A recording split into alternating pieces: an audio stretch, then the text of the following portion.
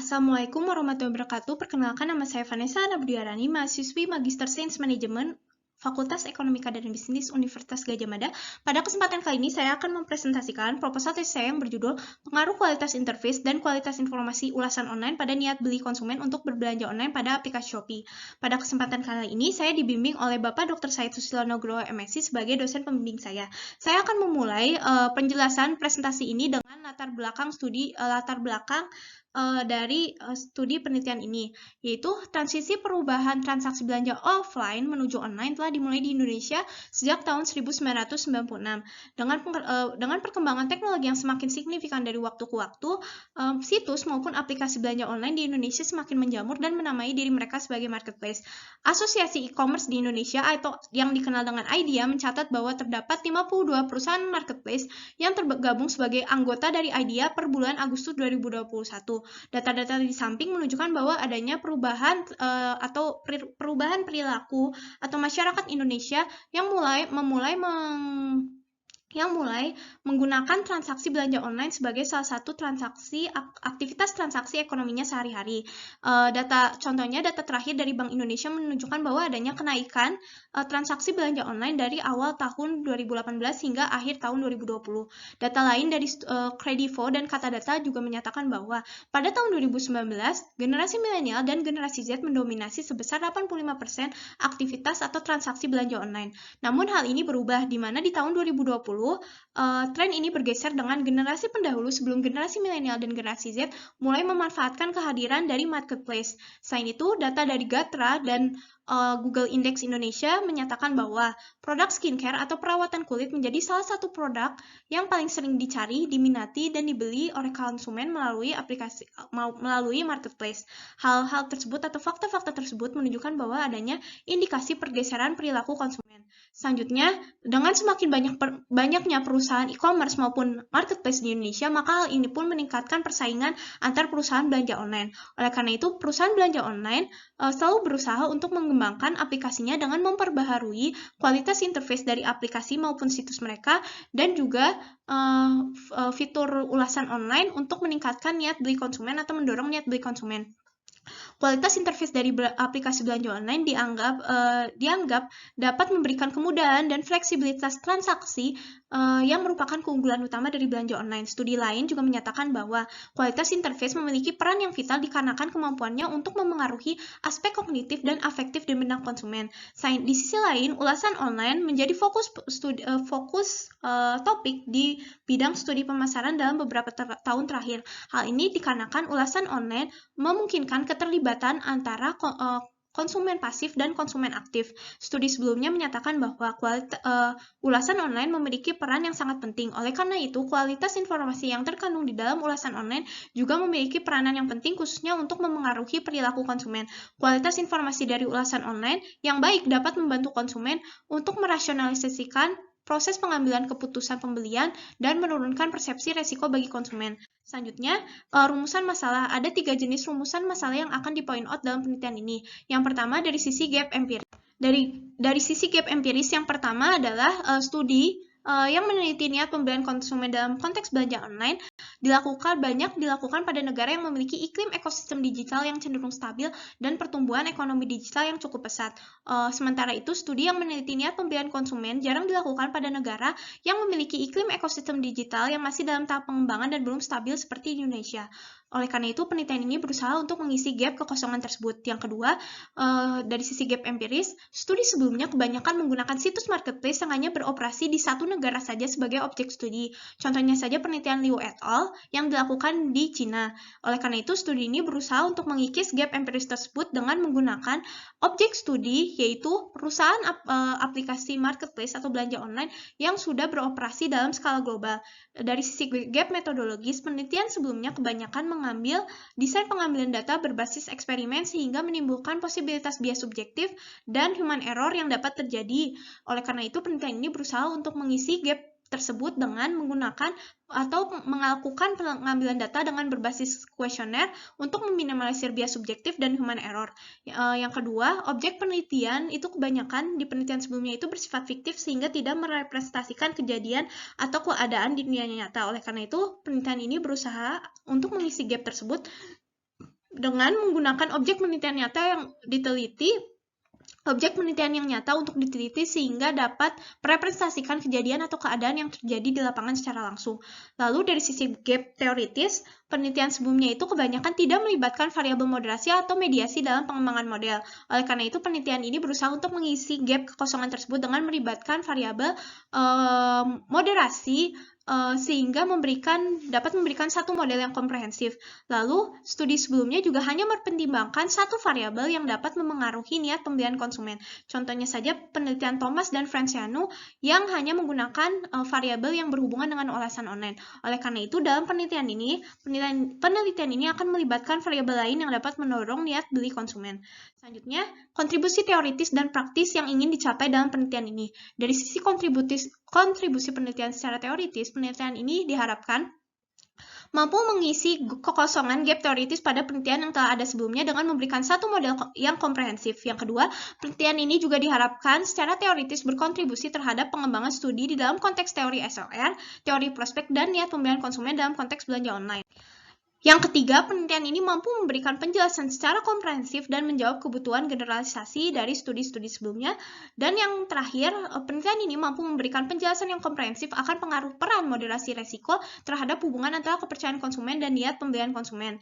Lalu, kontribusi penelitian secara praktis, yang pertama adalah hasil penelitian diharapkan dapat membantu perusahaan e-commerce maupun marketplace di Indonesia untuk meningkatkan efisiensi dan efektivitas dan produktivitas mereka sehingga nilai kontribusi transaksi online di Indonesia dapat meningkat secara bertahap. Lalu yang kedua, hasil penelitian diharapkan dapat memberikan insight terbaru kepada perusahaan marketplace maupun e-commerce untuk menyusun strategi pemasaran yang tepat sehingga dapat mendorong niat beli konsumen. Dan yang terakhir, hasil penelitian juga diharapkan dapat memberikan insight terbaru kepada pemerintah untuk membentuk suatu standar regulasi yang dapat meningkatkan transaksi digital khususnya dalam konteks belanja online. Selanjutnya ada dua payung teori yang digunakan dalam penelitian ini, yaitu teori SOR dan teori prospek. Teori SOR digunakan untuk menguji keseluruhan model dari penelitian ini. Teori SOR pertama kali diperkenalkan oleh Mehrabian dan Russell yang berasal dari teori psikologi lingkungan kemudian dikembangkan oleh Jacobi. Teori ini menyatakan bahwa stimulus aspek lingkungan eksternal atau S dapat menginduksi proses evaluasi kognitif dan afektif di dalam benak internal individu atau proses yang dikenal dengan proses organisme atau O. Hal ini kemudian mendorong individu untuk melakukan respon perilaku tertentu atau R. Teori ini sudah secara ekstensif digunakan di bidang pemasaran atau studi pemasaran untuk menganalisis perilaku konsumen dalam konteks belanja online. Yang kedua adalah teori prospek. Teori prospek digunakan untuk menguji efek variabel moderasi resiko terhadap hubungan antara kepercayaan konsumen dan niat pembelian konsumen. Teori ini pertama kali diperkenalkan dan dikembangkan oleh Kahneman dan Tversky. Teori ini mengilustrasikan prediksi pilihan seorang individu ketika dihadapkan pada pilihan yang cukup beresiko. Teori ini menjelaskan bahwa seorang individu cenderung untuk mengalami bias kognitif ketika dihadapkan pada pilihan yang cukup beresiko dan penuh dengan ketidakpastian. Lalu dari sisi pengembangan hipotesis, ada 8 hipotesis utama yang akan diuji di dalam penelitian ini. Yang pertama, kepercayaan konsumen dipandang sebagai salah satu tantangan utama dalam konteks belanja online. Salah satu faktor yang dapat memengaruhi kepercayaan konsumen adalah kualitas interface dari aplikasi belanja online. Bagi aplikasi belanja online, kualitas interface dari situs ataupun aplikasi belanja online berperan atau menggantikan peran dari atmosfer offline dari atmosfer toko secara offline khususnya saat konsumen melakukan proses transaksi.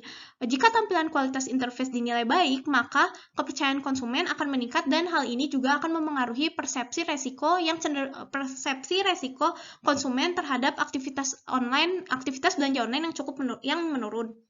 Hal ini sejalan dengan konsep teori SOR yang menyatakan bahwa stimulus eksternal yang berasal dari lingkungan akan memiliki pengaruh signifikan terhadap aspek kognitif dan afektif konsumen dalam proses organisme, yang pada akhirnya memengaruhi kepercayaan konsumen.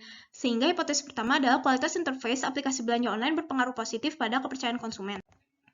Selanjutnya yang kedua adalah kualitas interface dari aplikasi belanja online juga berperan dalam menimbulkan rasa kenyamanan bagi konsumen. Studi sebelumnya menyatakan bahwa konsumen cenderung untuk memproses seluruh stimuli di lingkungan belanja online dan stimuli tersebut berkontribusi terhadap penilaian konsumen terhadap sebuah sistem aplikasi. Studi sebelumnya menyatakan bahwa perasaan nyaman dapat muncul ketika konsumen menilai bahwa kualitas interface dari aplikasi mudah untuk digunakan dan menghasilkan kesenangan tersendiri bagi konsumen ketika menggunakan aplikasi tersebut. Studi sebelumnya menjelaskan bahwa ketika konsumen mengalami perasaan nyaman yang meningkat atas kualitas interface sebuah aplikasi belanja online, maka hal ini akan meningkatkan tingkat penerimaan penggunaan aplikasi tersebut. Sehingga hipotesis kedua adalah kualitas interface aplikasi belanja online berpengaruh positif pada kenyamanan konsumen. Lalu, hipotesis ketiga adalah peran kualitas informasi dari ulasan online juga dinilai dapat membentuk kepercayaan konsumen. Kualitas informasi ulasan online yang tinggi akan lebih dipercaya oleh konsumen dibandingkan iklan yang dipasarkan oleh perusahaan. Kualitas informasi dari ulasan online yang baik dianggap memiliki efek persuasi yang tinggi terhadap kepercayaan konsumen. Studi sebelumnya menyatakan bahwa stimulus yang berada pada lingkungan belanja online, dalam hal ini adalah kualitas informasi dari ulasan online, akan menimbulkan proses organisme secara afektif dan kognitif di benak konsumen. Dalam hal ini adalah kepercayaan konsumen, sehingga hipotesis ketiga adalah kualitas informasi dari ulasan online berpengaruh positif pada kepercayaan konsumen. Selanjutnya, kenyamanan konsumen dipandang sebagai salah satu faktor utama yang mendorong konsumen untuk melakukan atau menggunakan sebuah teknologi baru. Studi sebelumnya menyatakan bahwa perasaan positif yang dirasakan konsumen ketika menggunakan sistem aplikasi terbaru akan membuat konsumen untuk lebih mengeksplor sistem aplikasi tersebut untuk digunakan secara rutin. Ketika fitur yang disediakan oleh platform belanja online mendorong pengalaman belanja konsumen menjadi lebih menyenangkan, maka perasaan kenyamanan pada konsumen akan terbentuk yang akan mendorong perilaku konsumen lebih positif. Sejalan dengan teori SOR, kenyamanan yang dirasakan oleh konsumen dikategorikan sebagai proses afektif dan kognitif yang muncul ketika proses organisme terjadi pada benak konsumen, dan proses organisme ini akan mendorong respon positif pada konsumen, sehingga kenyamanan konsumen berpengaruh positif pada niat pembelian konsumen. Selanjutnya, kepercayaan konsumen dipandang sebagai prediktor kuat yang dapat mendorong konsumen untuk melakukan pembelian produk secara online. Aktivitas belanja online dipandang sebagai sebuah aktivitas yang penuh resiko yang disebabkan oleh keasimetrian informasi. Kepercayaan konsumen dinilai dapat meminimalisir efek negatif dari asimetri informasi tersebut. Ketika kepercayaan konsumen mengurangi resiko dalam konteks belanja online, maka nilai utilitas dari aplikasi akan bertambah dan nilai utilitas inilah yang akan mendorong respon positif konsumen. Sejalan dengan teori SOR, kepercayaan yang dipandang sebagai salah satu bentuk proses organisme yang dinilai dapat mendorong respon positif konsumen seperti niat pembelian konsumen. Sehingga hipotesis kelima adalah kepercayaan konsumen berpengaruh positif pada niat pembelian konsumen. Selanjutnya, dalam lingkungan belanja online, aplikasi belanja online menjadi tempat kontak antara konsumen dengan perusahaan ataupun pembeli secara langsung. Oleh karena itu, kualitas interface memiliki pengaruh yang kuat terhadap perilaku konsumen. Aplikasi belanja online yang memiliki kualitas interface yang sangat baik akan membuat konsumen mudah untuk menggunakan aplikasi tersebut dan akan meningkatkan intensitas konsumen untuk melakukan belanja online. Berdasarkan teori SOR, ketika konsumen diberikan sebuah stimulus eksternal berupa kualitas interface aplikasi belanja online, maka stimulus tersebut dapat langsung memengaruhi respon konsumen untuk membeli atau tidak membeli produk. Hal ini dikarenakan konsumen cenderung untuk langsung mengevaluasi kualitas interface dari aplikasi belanja online yang akan mendorong respon tertentu dari konsumen, sehingga hipotesis keenam adalah kualitas interface aplikasi belanja online berpengaruh positif pada niat pembelian konsumen. Selanjutnya, kualitas informasi dari ulasan online dipandang merupakan salah satu faktor yang sangat signifikan bagi calon konsumen. Kualitas informasi yang baik dari ulasan online membantu konsumen untuk mengevaluasi produk alternatif dan membantu konsumen untuk mengambil untuk membantu konsumen dalam mengambil keputusan pembelian. Ketika kualitas informasi dari ulasan online dinilai tinggi, maka konsumen cenderung memiliki niat pembelian yang tinggi, persepsi resiko yang menurun, dan memiliki perilaku yang positif. Studi sebelumnya menunjukkan bahwa kualitas informasi dalam lingkungan belanja online merupakan salah satu atribut stimulus yang sangat kuat memengaruhi respon perilaku konsumen secara langsung. Oleh karena itu, kualitas informasi dari ulasan online berpengaruh positif pada niat pembelian konsumen. Selanjutnya, tidak adanya interaksi secara tatap muka dalam belanja online menyebabkan resiko yang tinggi dalam aktivitas belanja online. Variabel resiko dipandang sebagai salah satu parameter yang relevan khususnya untuk menganalisis perilaku dan niat konsumen untuk membeli produk secara online. Niat pembelian konsumen akan meningkat jika efek moderasi resiko cenderung rendah terhadap hubungan kepercayaan konsumen dengan niat pembelian. Berdasarkan teori prospek, dalam kondisi pembelian yang beresiko, konsumen cenderung mengambil keputusan pembelian berdasarkan probabilitas kejadian kejadian negatif yang akan terjadi dan hasil yang diinginkan oleh konsumen. Sehingga hipotesis terakhir adalah resiko memoderasi hubungan antara kepercayaan konsumen dengan niat pembelian konsumen. Lalu selanjutnya, ini adalah model penelitian yang diajukan di dalam penelitian ini, di mana model penelitian ini dimodifikasi atau model pengembangan dari model penelitian dari studi sebelumnya, yaitu studi Zhu et al. Di tahun 2020 dan studi Patel et al. Di tahun 2020.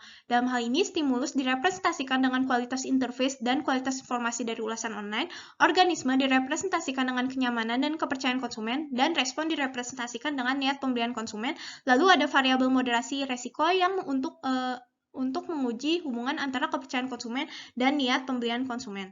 Selanjutnya, strategi penelitian yang digunakan dalam penelitian ini adalah strategi penelitian kuantitatif dikarenakan beberapa alasan. Yang pertama, tujuan utama dari penelitian ini adalah untuk menguji kembali hipotesis dari teori yang sudah ada sebelumnya atau bersifat konfirmatori. Lalu yang kedua, pendekatan logika yang digunakan dalam penelitian ini adalah logika deduktif dikarenakan adanya kebutuhan generalisasi dari studi sebelumnya. Dan yang terakhir, studi kuantitatif dianggap dapat memberikan insight yang baru kepada praktisi untuk mengambil keputusan penting dalam bisnisnya dibandingkan dengan studi kualitatif. Selanjutnya, teknik pengambilan sampel itu adalah non-probability sampling berupa purposive sampling. Lalu untuk ukuran sampel adalah minimal 310 responden dengan menggunakan rule of thumb dari Hare et al. Yang menyatakan bahwa jumlah item kuesioner dikalikan dengan 10. Lalu untuk kriteria responden ada 4 kriteria responden yang harus dipenuhi. Yang pertama adalah pria dan wanita berumur di antara 17 hingga 60 tahun dan memiliki pendapatan sekitar 2,5 juta per bulan dan tinggal di kota-kota besar di Pulau Jawa atau Bali. Lalu yang kedua adalah responden harus setidaknya mengenal merek yang bersangkutan. Dalam penelitian ini, merek dan produk yang dipilih ada produk skincare Korea Selatan dan merek skincare produk skincare yang mereknya itu berasal dari Korea Selatan. Ada 3, yaitu Innisfree, Nature Republic, atau Laneige. Dan yang ketiga, responden setidaknya telah menggunakan minimal 1 jenis produk skincare di antara 3 merek tersebut dalam waktu minimal pemakaian 6 bulan. Lalu yang terakhir adalah responden pernah membeli 1 jenis produk di antara 3 merek tersebut dari official online store yang berada pada aplikasi Shopee sebanyak 3 kali pembelian dalam kurun waktu 1 tahun terakhir. Lalu selanjutnya ini adalah definisi operasional variabel untuk setiap variabel yang diteliti dalam penelitian ini. Yang pertama adalah kualitas interface aplikasi belanja online adalah penilaian konsumen akan sejauh mana fitur-fitur interface aplikasi belanja online yang tersedia mampu memfasilitasi proses transaksi secara efektif dan efisien. Ada 8 item pengukuran yang terbagi ke dalam 4 dimensi utama. Lalu kualitas informasi dari ulasan online adalah penilaian konsumen mengenai sejauh mana informasi yang tersirat dari ulasan online dapat membantu mereka dalam melakukan keputusan pembelian secara online. Ada 8 item pengukuran yang terbagi ke dalam 4 dimensi utama. Lalu selanjutnya adalah kepercayaan konsumen adalah persepsi konsumen mengenai seberapa kuat keyakinan konsumen terhadap platform aplikasi belanja online sebagai pihak yang menyediakan fitur interface dan reviewer yang memberikan ulasan online. Ada 3 item pengukuran. Kenyamanan konsumen adalah persepsi konsumen mengenai sejauh mana aplikasi belanja online memberikan rasa menghibur dan menyenangkan kepada konsumen ketika konsumen menggunakan aplikasi tersebut. Ada 3 item pengukuran. Lalu selanjutnya, niat pembelian konsumen adalah penilaian konsumen mengenai seberapa kuat kesediaan konsumen untuk merencanakan pembelian produk pada aplikasi belanja online. Ada 3 item pengukuran dan yang terakhir adalah resiko belanja online merupakan persepsi konsumen mengenai sejauh mana ketidakpastian dan konsekuensi negatif yang dapat dialami konsumen disebabkan keputusan yang diambil konsumen dalam melakukan aktivitas belanja online. Ada 6 item pengukuran yang terbagi ke dalam 3 dimensi utama. Lalu selanjutnya adalah ini adalah item-item kuesioner yang akan digunakan untuk mengukur setiap variabel di dalam penelitian ini. Yang pertama, kualitas interface aplikasi belanja online. Item-itemnya diadopsi dari penelitian Al-Atwani dan Palvia. Yang kedua, kualitas informasi dari ulasan online. Item-itemnya diadopsi dari penelitian Zhu et al. Yang ketiga, kepercayaan konsumen. Item-itemnya diadopsi dari penelitian Geffen et al. Dan Wolf dan Iabuchi. Kenyamanan konsumen. Item-itemnya diadopsi dari penelitian Moon dan Kim. Kemudian, resiko belanja online. Item-itemnya diadopsi dari Kamalur Arifin et al. Dan niat pembelian konsumen. Item-itemnya diadopsi dari penelitian Dutz et al. Lalu selanjutnya uji validitas dan reliabilitas yang dilakukan pada instrumen. Untuk uji validitas ada 3 proses uji validitas yang dilakukan. Yang pertama adalah uji validitas konten dilakukan melalui analisis logika oleh para ahli dan juga validitas konstruk. Validitas konstruk ini melibatkan 2 uji validitas utama, yaitu validitas konvergen dan validitas diskriminan. Validitas konvergen akan terpenuhi jika nilai AV lebih besar daripada 0,5 dan loading factor lebih besar daripada 0,7. Sedangkan validitas diskriminan akan terpenuhi jika nilai akar kuadrat AV lebih besar daripada nilai korelasi antar konstruk dan nilai cross-loading dari setiap item itu tinggi dan mengumpul pada satu sisi. Lalu uji reliabilitas dilakukan untuk mengukur konsistensi dan stabilitas item-item pengukuran. Reliabilitas itu akan terpenuhi jika nilai kurang baca alpha dan composite reliability lebih besar daripada 0,7. Selanjutnya ini adalah hasil uji instrumen. Dari sisi validitas konvergen untuk nilai AV, seluruh konstruk itu validitas konvergennya terpenuhi karena nilai AV lebih besar daripada 0,5. Selanjutnya, validitas konvergen dari sisi nilai loading factor juga terpenuhi karena seluruh item memiliki nilai loading factor lebih besar daripada 0,7. Selanjutnya, untuk validitas diskriminan. Selanjutnya, untuk nilai validitas diskriminan, nilai akar AV juga terpenuhi karena nilainya lebih besar daripada nilai korelasi antar konstruk laten. Selanjutnya, untuk validitas diskriminan dari sisi cross-loading juga terpenuhi karena nilainya tinggi dan mengumpul pada satu sisi. Lalu, untuk dari nilai reliabilitas tiap konstruk juga terpenuhi karena nilai Cron batch alpha dan composite reliability lebih besar daripada 0,7. Selanjutnya, terima kasih atas perhatiannya. Sekian presentasi dari saya. Jika ada pertanyaan, mohon ditanyakan melalui kolom komentar atau ditanyakan pada sesi tanya jawab langsung. Terima kasih atas perhatiannya. Wassalamualaikum warahmatullahi wabarakatuh.